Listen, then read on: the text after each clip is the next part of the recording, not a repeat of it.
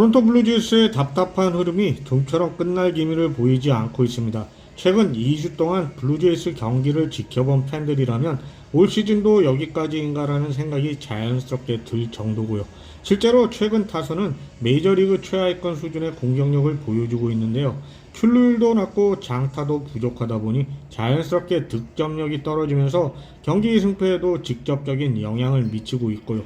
특히 지난해와 비교하면 출루율과 장타율의 하락폭이 상당한데요.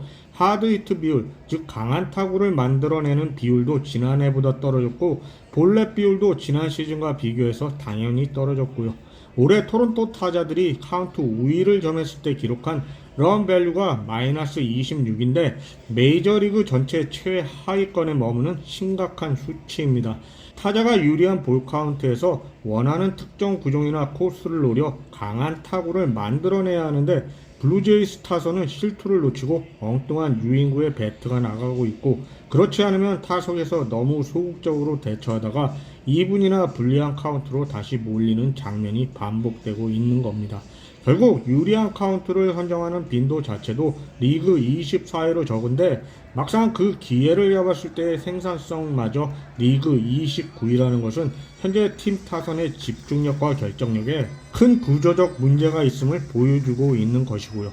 유리한 카운트에서 들어오는 빠른 공을 확실하게 받아쳐 장타로 연결해야 하는데 올해 토론토 타선은 그 기회를 전혀 살리지 못하고 있습니다. 득점권은 물론이고 유리한 상황에서도 장타는 실종됐고 결과는 대부분 단타나 범타로 끝나는 경우가 대부분이고요.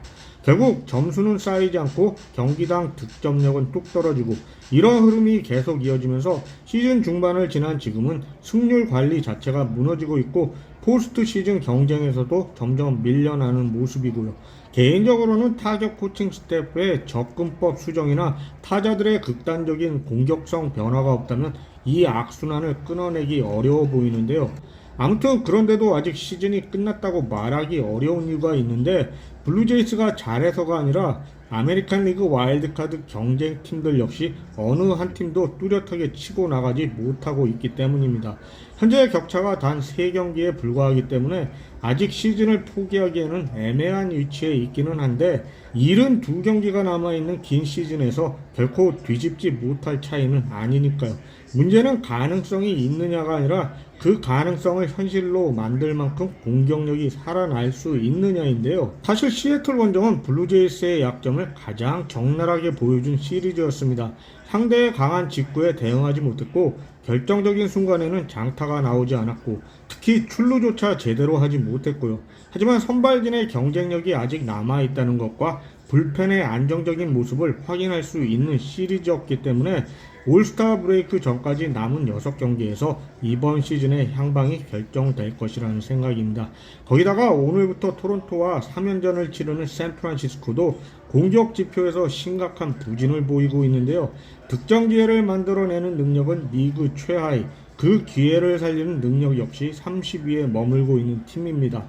이 두 가지 수치만 봐도 올해 샌프란시스코의 득실점 차이가 왜 이렇게까지 벌어졌는지 충분히 설명이 되는데 공격에서 비슷한 고민을 안고 있는 두 팀인 만큼 유리한 카운트에서 들어오는 실투를 누가 먼저 장타로 연결하느냐가 이번 3연전의 승부를 가를 가능성이 크다는 생각입니다.